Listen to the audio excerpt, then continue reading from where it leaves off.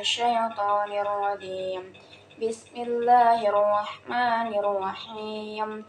الحج أشهر معلومات، فمن فرض فيهن الحج فلا رفث ولا فسق ولا جدال في الحج، وما تفعل من خير يعلمه الله، وتزودوا فإن خير الزاد التقوى، واتقوني يا أولي الألباب. ليس عليكم جناح أن تبتغوا فضلا من ربكم، فإذا أفضتم من عرفات فاذكروا الله عند المشعر الحرام، واذكروه كما هداكم وإن كنتم من قبله لمن الضالين. Baik, jadi terjemahan dari Quran Surah Al-Baqarah ayat 197 sampai 198. Al-Hajju di sini artinya musim-musim haji. Ashhurum, bulan-bulan. Ma'lumat, dimaklumi, ditentukan ataupun diketahui. Jadi al-hajju ashhurum ma'lumat di sini artinya bulan-bulan haji yang telah ditentukan. Fama farodo fihinna, fama barang siapa, farodo mengerjakan, fihinna dalam bulan-bulan tersebut atau bulan-bulan yang telah ditentukan tadi, al-hajja fala rafatha, ibadah haji, maka janganlah dia berkata kotor, wala fusuqa, dan berbuat maksiat, wala jidala, dan bertengkar, fil haji, dalam melakukan ibadah haji tersebut. Wa ma taf'alu, segala yang kamu kerjakan, min khairin, berupa kebaikan, ya'lamhullah, Allah mengetahuinya. Kemudian watazawwadu, bawalah bekal, fa'i khairuz zadi, karena sesungguhnya sebaik-baik bekal,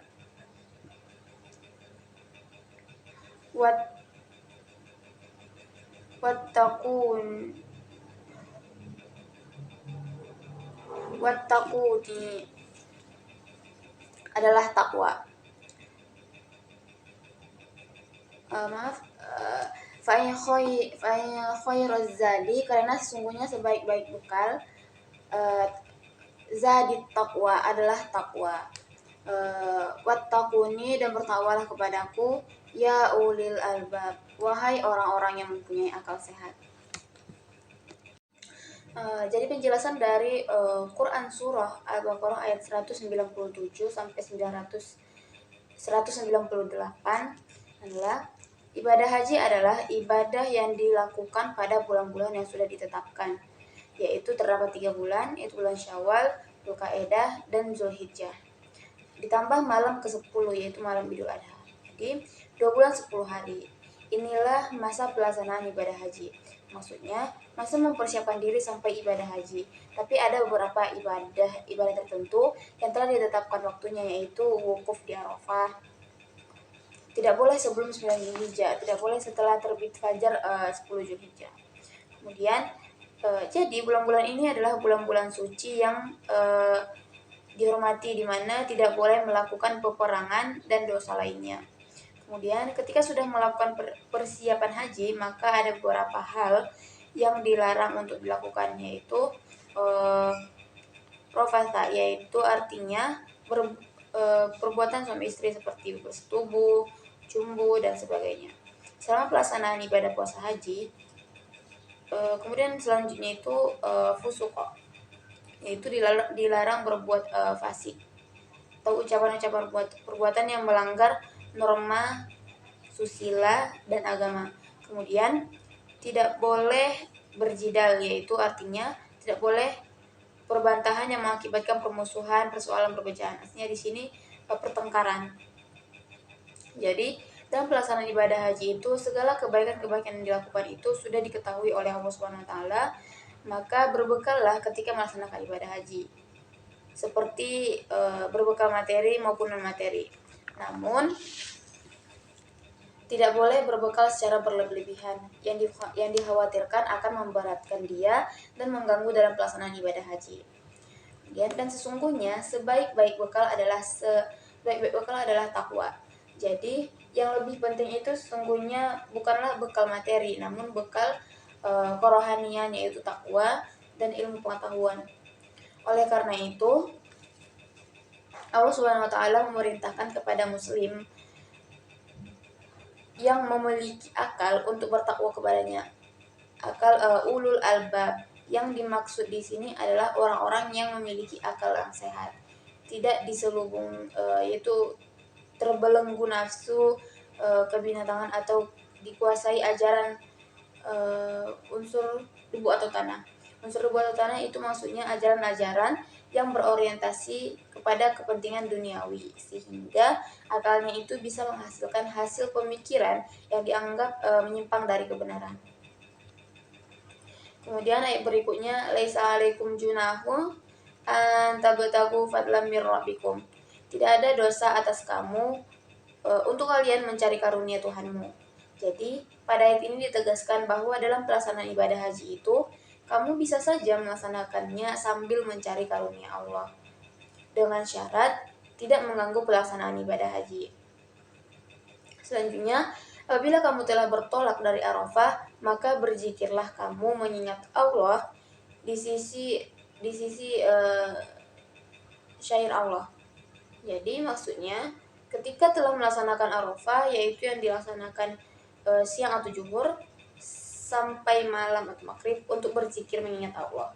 Selain itu, berzikir ini juga harus dilaksanakan atau dilakukan ketika singgah di Musdalifah. Kedua hal tersebut perintah wajib, jika ditinggalkan dia dapat membayar dam atau denda. Selanjutnya, maka berzikirlah mengingat Allah sebagaimana dia menunjukkan. Jadi, jangan melakukan ibadah-ibadah itu yang tidak lagi sesuai dengan ajaran-ajaran Allah, seperti sebelum datangnya ajaran Islam. Kemudian, kesimpulannya bisa kita ambil dari ayat ini adalah, ayat ini merupakan isi tentang ibadah-ibadah haji, di mana dalam ayat ini dijelaskan tentang waktu pelaksanaan ibadah haji, yaitu masa rentang waktunya yaitu 2 bulan 10 hari sejak Syawal hingga Zulhijjah. Kemudian ayat ini juga mendidik pada kita, mengajarkan tentang bagaimana pelaksanaan ibadah haji tersebut, serta apa saja yang akan membatalkan ibadah haji, seperti rafatha, fusuqa, dan jidal. Selain itu, pada ayat ini juga dijelaskan tentang apa yang harus dilakukan di Arafah dan Musdalifah, yaitu berzikir kepada Allah. Kemudian ayat ini juga menjelaskan tentang teknis pelaksanaan haji, yaitu harus bersiap-siap dengan baik dalam segi ketakwaan, dalam segi materi maupun rohani, yaitu melaksanakan ibadah haji dengan penuh ketakwaan, di mana ketika pelaksanaan ibadah haji ini diperbolehkan untuk mencari karunia Allah SWT dengan syarat tidak mengganggu ibadah haji yang utama itu. Baiklah, kemudian selanjutnya pada tafsir Al-Munir yang ditulis oleh Wahbah Az-Zuhaili di jilid 1 di halaman 430 dan halaman 445 dijelaskan bahwa di situ kata al-hajju Ashhur ma'lumat adalah waktu haji, yaitu bulan Syawal, Zulkaidah, dan 10 hari pertama dari bulan Zulhijjah menurut Syafi'i. Sedang jumhur berkata, ihram haji boleh dilaksanakan pada selain bulan-bulan ini, tapi hukumnya makruh. Kemudian, faman farada fihinnal hajja, yakni ia mengharuskan dirinya untuk memulai haji dengan melakukan niat dalam hati. Kemudian ihram sebagai perbuatan lahiriah dan talbiyah yang diucapkan secara lisan menurut Syafi'i. Talbiyah bukan termasuk rukun haji, sedangkan mazhab Zahiri mewajibkannya.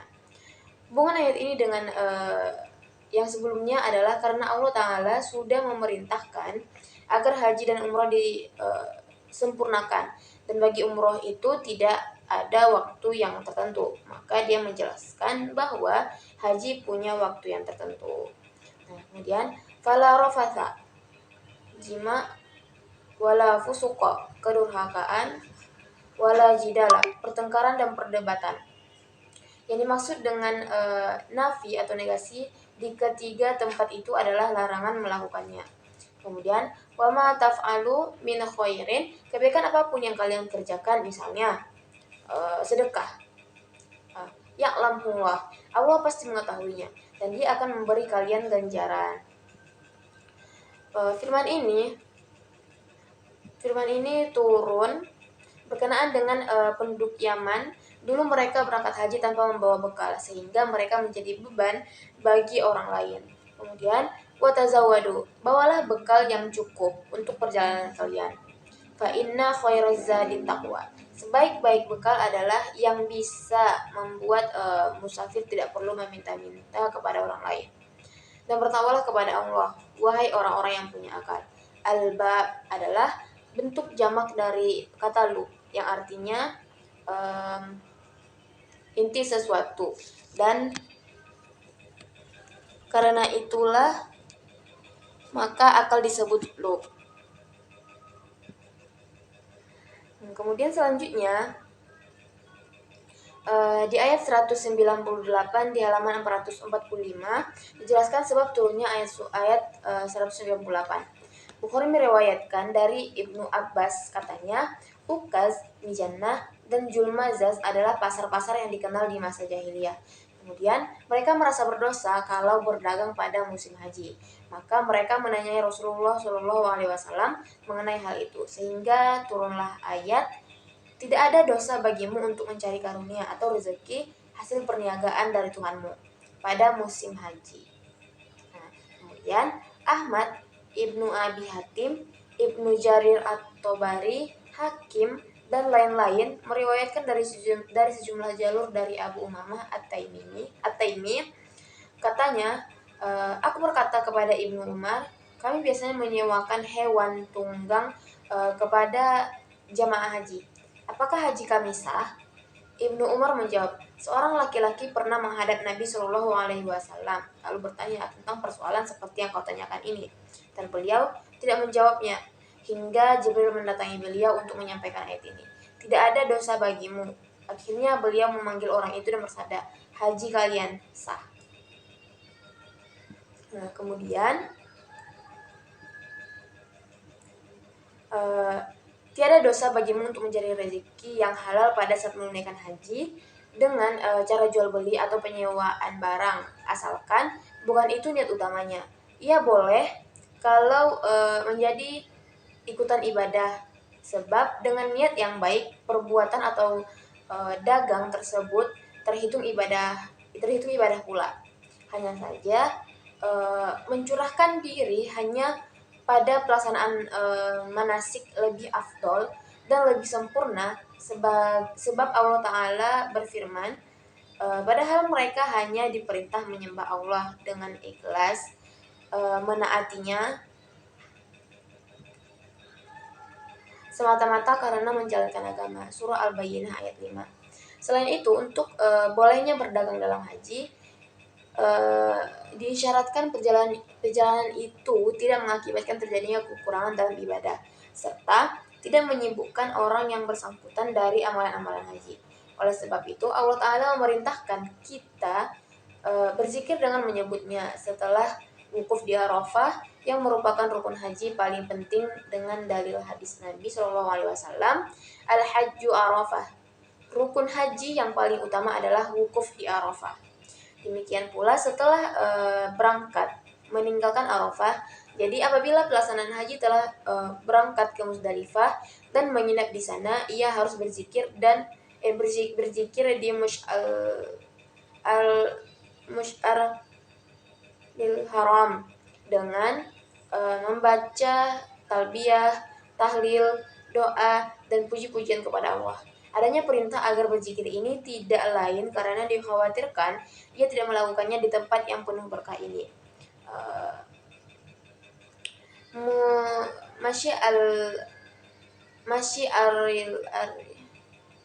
Masy'aril Haram adalah gunung yang menjadi tempat wukufnya imam. Diriwayatkan bahwa setelah menyelesaikan sholat subuh di Musdalifah, Nabi Shallallahu Alaihi Wasallam di Masy'aril Haram, beliau berdoa dan bertakbir serta bertahlil. Beliau terus berdiam di sana sampai pagi menjadi tenang sekali.